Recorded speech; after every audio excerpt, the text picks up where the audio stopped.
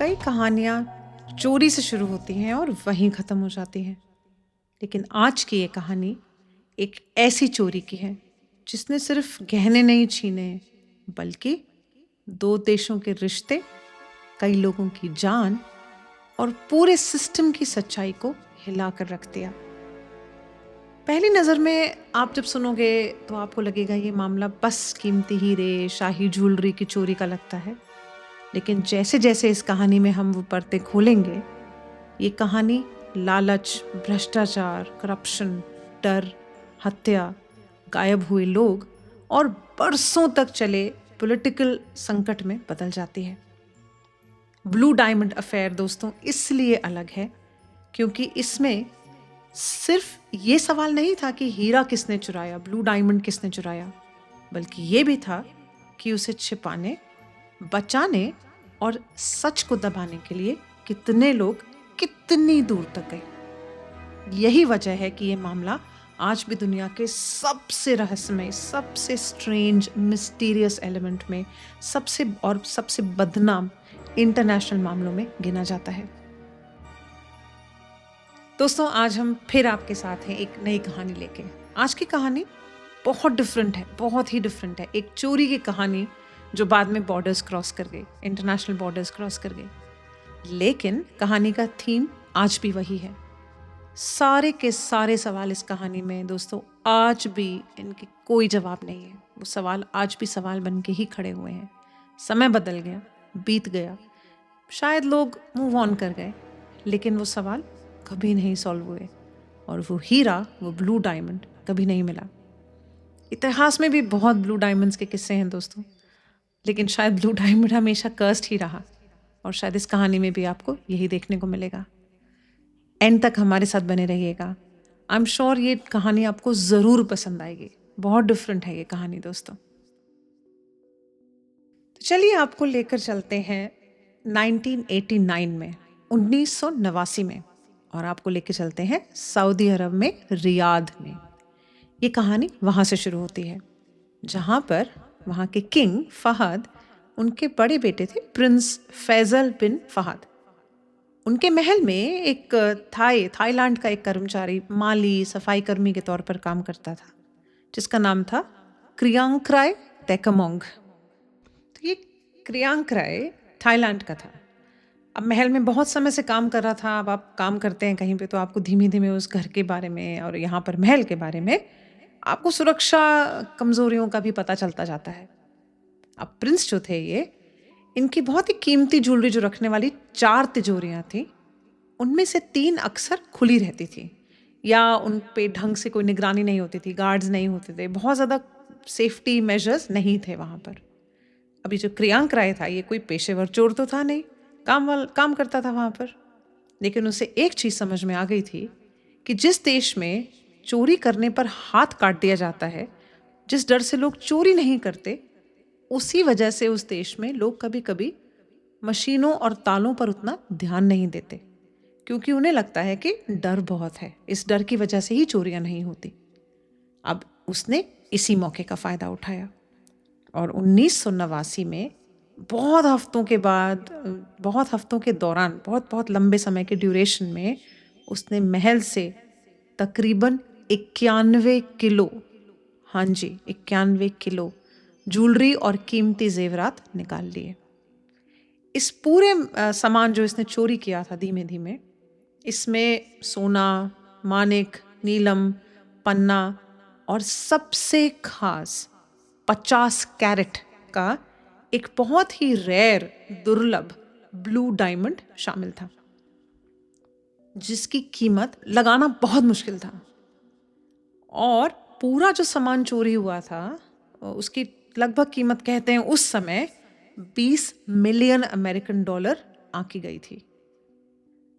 और ये वो ब्लू डायमंड नहीं है जो कर्स्ड है दोस्तों। हमने शुरू में आपसे कहा था कि ब्लू डायमंड हिस्ट्री में, इतिहास में हमेशा कर्स्ड रहा है, बट ये वाला जो ब्लू डायमंड चोरी हुआ था ये कर्स तो नहीं था, ये वो वाला डायमंड नहीं है, ये एक अलग ब्लू डायमंड था। लेकिन इसके चोरी होने के बाद इतनी मौतें हुई, इतने लोग गायब हुए, इतने रहस्य जुड़ गए कि लोग इस डायमंड को भी शापित मानने लगे। खैर वापस आते हैं क्रियांक राय पे। प्रियंक राय ने इस ज्वेलरी को छुपाने के लिए बहुत ही सिंपल लेकिन बहुत चालाक तरीका अपनाया। उसने ये सारे गहने, सारे जेवरात, सारे रत्न को वैक्यूम क्लीनर के जो बैग्स होते हैं उनमें भरकर महल के अंदर ही छुपा दिया शुरुआत में, और मौका देख के अपने सामान के साथ सऊदी अरब से थाईलैंड भेज दिया।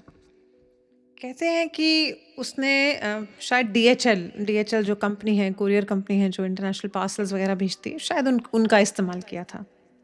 अब उसने, दोस्तों, जो हमने कहा था ना बहुत चालाक चाल चली थी, उसने दोहरी चाल चली थी। पहले तो उसने अपना कीमती सामान, जो ये चोरी का सामान था, उसने अपने कपड़ों और पर्सनल चीज़ों के बीच में मिला दिया, और फिर एक पैकेट में थोड़ा अडल्ट कंटेंट डिक्लेयर कर दिया कि पैकेट में अडल्ट कंटेंट है, मैं अडल्ट कंटेंट लेके जा रहा हूँ और पोर्नोग्राफिक चीज़ें लेके जा रहा हूँ, जिससे कि जो कस्टम्स के ऑफिसर्स हैं वो उस पैकेट को खोल कर उसका इंस्पेक्शन करने में थोड़ा हिचकिचाएं, या फिर छोटी मोटी रिश्वत लेके बोले ठीक है लेके जाओ, आगे लेके जाओ। अब थाईलैंड तो वापस आ गया प्रियंक राय सारी चोरी का सामान लाने के बाद, लेकिन उसकी मुश्किल ख़त्म नहीं हुई और बढ़ गई, क्योंकि इतने रेयर, इतने दुर्लभ जो ये रत्न थे उसके पास, जो ज्वेलरी थी, इतनी महंगी ज्वेलरी थी, एक छोटा सा मामूली सा नौकर, उसको मार्केट में वो बेचना उसके लिए बहुत डिफिकल्ट था, इजी नहीं था, आसान नहीं था। फिर उसने क्या किया, उसने अपने जो जगह थी जहाँ वो रहता था, उसने वहाँ के लोकल डीलर्स से बहुत सस्ते में, कभी कभी सिर्फ कुछ डॉलर्स में, अलग अलग टुकड़े करके उन ज्वेलरी को बेचना शुरू किया। क्यों? क्योंकि उसे खुद भी उस ज्वेलरी के असली कीमत का अंदाजा नहीं था। खैर, सऊदी शाही परिवार, जो किंग की फैमिली थी, प्रिंस की फैमिली थी, जब उनको चोरी का पता लगा तो उन्होंने तुरंत रॉयल थाईलैंड की जो पुलिस थी उससे संपर्क किया। जांच की जो कमान थी, उनके जो लेफ्टिनेंट जनरल थे शेलोर कर्थेस, उनके हाथ में दी गई। तो शुरुआत में ऐसा लग रहा था कि थाई पुलिस ने बहुत अच्छा काम किया, क्योंकि 1990, जस्ट एक साल में, शुरू में ही प्रियंक राय को पकड़ लिया गया। तो प्रियंक राय को पकड़ा तो उसने पूछताछ में बहुत कोऑपरेट किया, अपने घर में जो उसने ज़मीन के अंदर छिपाए गहने दबा दिए थे उनके बारे में बताया, उन जूलर्स के नाम भी बताए जिसको उन्होंने सामान बेच दिया था। इन्हीं में एक बहुत बड़ा नाम था शांति सीतानाकन, जिसे कुछ जगह कहते हैं कि वो एक बहुत प्रभावशाली जूलर था बैंकॉक में, और उसने उस चोरी के हिस्से का सबसे बड़ा पोर्शन जो था, जितना चोरी का सामान था, सबसे बड़ा सामान उसी ने खरीदा था। कहते हैं उसके बाद जो उनका पुलिस ऑफिसर था, उसके उसके लीडरशिप में, उसके नेतृत्व में एक पुलिस दल रियाद गया प्रिंस के पास, और उन्होंने डिक्लेयर किया, दावा किया कि हमने चोरी का सारा माल प्रिंस को वापस कर दिया है, बरामद किया और वापस कर दिया। और दोस्तों, यहीं से ये मामला एक साधारण चोरी के किस्से से बढ़कर एक इंटरनेशनल मामले में कन्वर्ट हो गया और डेंजरस हो गया ये मामला। कैसे हुआ? तो जब सऊदी अधिकारियों को ने जब उन्होंने, ऑफिसर्स ने वहाँ के, जब लौटाई, जो ज्वेलरी लौटाई थी थाईलैंड की पुलिस ने, उसकी ज्वेलरी की जब जांच की, उसका टेस्ट किया, तो उन्हें पता चला कि लगभग आधा सामान नकली था। सस्ता पेस्ट या ग्लास के काउंटरफिट, जो नकली सामान बनाते हैं कॉपी करके, वो बनाया गया था, और सबसे ज़रूरी जो 50 कैरेट का ब्लू डायमंड था वो उसमें था ही नहीं। तो जितना शक था सऊदी के लोगों को, प्रिंस को, रॉयल फैमिली को और पुलिस को, वहाँ की सऊदी की पुलिस को, वो शक बिल्कुल साफ हो गया था उनके सामने कि जो ये थाईलैंड के पुलिस अधिकारी आए थे, जिन्होंने असली गहने बरामद करके लौटाने थे, वही लोग बीच में घुस के असली सामान निकाल कर नकली रख चुके थे। तो अगर आपको याद हो, हमने कहा था प्रियंक राय ने अपना पूरा कोऑपरेट किया था, सारा सामान शायद दे भी दिया होगा, लेकिन बीच में ये पुलिस वालों ने धोखाधड़ी कर ली। और कहते हैं, और तो और, थाईलैंड की जो मीडिया थी उसमें भी खबरें और अफवाहें बहुत तेज़ियों से फैलने लगी कि कुछ बड़े ऑफिसर्स हैं, कुछ पुलिस वाले हैं, उनकी बीवियाँ, उनकी वाइफ्स ऐसे ऐसे नेकलेस और ज्वेलरी पहन के घूम रही हैं, और ऐसी पार्टियों में जा रही हैं पहन के, जो सऊदी के जो शाही, जो उनका सामान था जो चोरी हुआ था, उससे काफ़ी मिलते जुलते थे। इस बात की वजह से रियाद में ये शक और गहरा हो गया कि मामला सिर्फ चोरी का नहीं था, बल्कि थाईलैंड का जो सिस्टम था, उनके ऊपर तक फैले हुए लोगों के जितने ऊपर तक बैठे हुए लोग थे वहाँ तक फैल चुके भ्रष्टाचार में बदल गया था, करप्शन में बदल गया था। अब ये मामला दोस्तों और ख़तरनाक होता गया समय के साथ। सऊदी अरब की जो सरकार थी वो थाईलैंड की सरकार की जांच से बिल्कुल भी खुश नहीं थी, सेटिस्फाइड नहीं थी। इसलिए उन्होंने अपने हाथ में ले ली ये सारी जांच, प्राइवेटली इंडिपेंडेंटली करने के लिए। तो बैंकॉक में उन्होंने अपने एम्बेसडर्स को अपने स्तर पे उन्होंने बोला कि आप जांच कीजिए, और उन्होंने शुरू कर दिया अपनी इन्वेस्टिगेशन। लेकिन इसके बाद जो हुआ दोस्तों, उसने इस पूरे मामले को मर्डर्स और डिसअपियरेंस और किडनैपिंग और इसकी वजह से पूरे राजनीतिक रिश्ते जो टूट गए उसमें बदल दिया। बहुत बहुत संगीन बनती गई ये कहानी, ये किस्सा। बात है 4 जनवरी 1989 की। तो बैंकॉक में जो सऊदी दूतावास है, जो एम्बेसी है, वहाँ पे उनके जो 3rd एम्बेसडर थे साले अब्दुल्ला अल मलिकी, उनको उनके घर के बाहर गोली मारकर हत्या उनकी कर दी गई। अब ये घटना ब्लू डायमंड का जो विवाद था, जो प्रॉब्लम था कि ब्लू डायमंड कहाँ चला गया, उसके वो जो विवाद ने एक तूल पकड़ा, उसके पहले की थी ये घटना। लेकिन बाद में इसे साजिश का हिस्सा माना गया। कहते हैं कि फिर 1 फरवरी 1990 में बैंकॉक की एक जगह थी यान नावा डिस्ट्रिक्ट, उसमें 3 और सऊदी एम्बेसडर्स फहाद अल बाली, अब्दुल्ला अल बसरी और अहमद अल सैफ, 2 अलग अलग हमलों में ये तीनों राजदूत मारे गए। वो अपनी ही गाड़ियों में गोली से मारे हुए मिले, बंदूक से मारे हुए मिले। दोस्तों, इन हत्याओं का तरीका इतना सटीक था, इतना पेशेवर था कि ये साफ दिख रहा था कि ये कोई नॉर्मल अपराध नहीं था कि चलते फिरते किसी ने गोली मार दी हो। और इसके कुछ दिन के बाद 12 फरवरी 1990 को मोहम्मद अल रुवाइली नाम के एक सऊदी बिजनेसमैन थे, जो रॉयल फैमिली, सऊदी के जो किंग थे, उन प्रिंस थे, उनसे काफ़ी नज़दीकी संबंध थे उनके, बैंकॉक में अचानक से गायब हो गए। उन्हें थाईलैंड इसलिए भेजा गया था ताकि वो जो ज्वेलरी की चोरी हुई है और जो पुलिस की इसमें भूमिका रही है उसकी इंडिपेंडेंट जांच कर सके, स्वतंत्र जांच कर सके। कहते हैं कि बाद में लोग कहते हैं कि उनका थाईलैंड की पुलिस ने किडनैप कर लिया था, एक होटल में ले जाकर उनसे पूछताछ की, फिर उनका मर्डर कर दिया। और ये मर्डर दोस्तों इसलिए हुआ कि कोई पुलिस या उन अधिकारियों तक पहुंच ना सके जिन्होंने बीच में ये करप्शन का रैकेट चलाया था। खैर, कहते हैं कि उसके बाद उनके शव को, जो जो बॉडी थी, डेड बॉडी थी मोहम्मद अल रुवाइली की, वहीं पास में उन्हें जला दिया गया, जिससे कोई फोरेंसिक एविडेंस भी नहीं बचे। और दोस्तों, जैसा आपको समझ में आ रहा होगा, ये मामला और भी डार्क होता चला गया, और भी ज़्यादा डेंजरस होता चला गया। 1994 में वो जो पुलिस ऑफिसर थे थाईलैंड के, जिनके हाथ में केस दिया गया था, शैलोर, उन पर ब्लू डायमंड ढूंढने के लिए दबाव बहुत बढ़ गया था, इंटरनेशनल प्रेशर आने लग गया था। तो उन्होंने क्या किया, उन्होंने अपनी नज़र उस जूलर पर डाली। आपको ध्यान है, हमने शांति सितानाकन करके एक जूलर थे बहुत बड़े, उनका नाम लिया था, जिन्होंने मैक्सिमम सामान खरीदा था, उनके ऊपर उन्होंने अपनी नज़र डाली। कहते हैं कि शैलोर के आदेश पर थाईलैंड की पुलिस की एक टीम ने शांति की पत्नी और उनके 14 साल के बेटे का अपहरण कर लिया, उनको किडनैप कर लिया। और उनके 2 मकसद थे। एक, उन्होंने जूलर से $2.5 मिलियन की फिरौती ली, और दूसरा ये पता करवाना था कि बाकी जो बचे हुए जिन्होंने खरीदे थे सऊदी अरेबिया के जो प्रिंस के जो ज्वेलरी थी और रत्न थे, अनमोल रत्न वगैरह थे, वो कहाँ चले गए। कहते हैं कि शांति ने फिरौती की रकम दी भी, थोड़ी सी दी, पूरी नहीं दी, लेकिन उसके परिवार को फिर भी नहीं छोड़ा गया।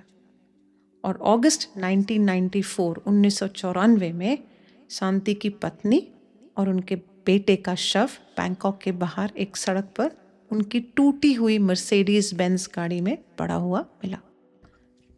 हैरानी नहीं होगी ये जान के आपको कि थाईलैंड की पुलिस ने इस और उनकी फोरेंसिक टीम ने इसे एक रोड एक्सीडेंट बता के रफा दफा कर दिया।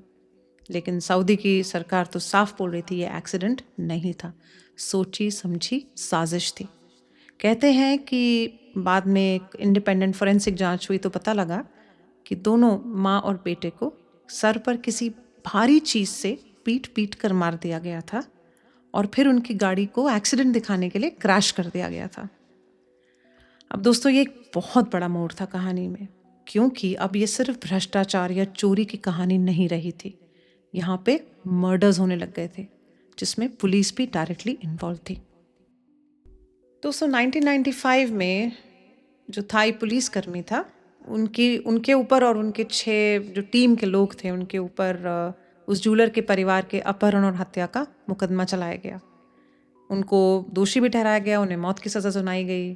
फिर सुप्रीम कोर्ट ने भी इस फैसले को बरकरार रखा, लेकिन बाद में वहाँ के जो राजा थे उन्होंने अपने जन्मदिन पर उनकी सज़ा घटा के 50 साल कर दी।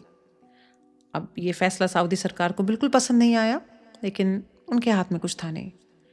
कहते हैं कि शेलौर ने सिर्फ और सिर्फ 19 साल की सज़ा काटी, 50 साल में भी सिर्फ 19 साल की। और जब वो बाहर आया निकल के, तब भी उसने ये कभी नहीं बताया कि ब्लू डायमंड आखिर गया तो गया कहाँ।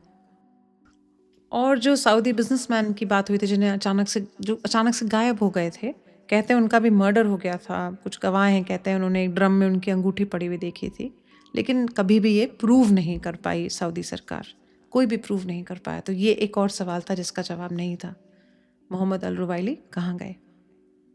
इस वजह से सऊदी अरब के मन में एक धारणा और मजबूत हो गई कि ये सिर्फ कुछ बुरे अफसरों का मामला नहीं था पुलिस में, ये पूरे स्टेट कंट्री के अंदर एक बहुत बड़ा कवर अप हो रहा था। 1989 में पहले सऊदी अरब थाईलैंड से विदेशी काम के लिए मजदूर बुलाता था, तो बहुत बड़ा बाजार था इसका।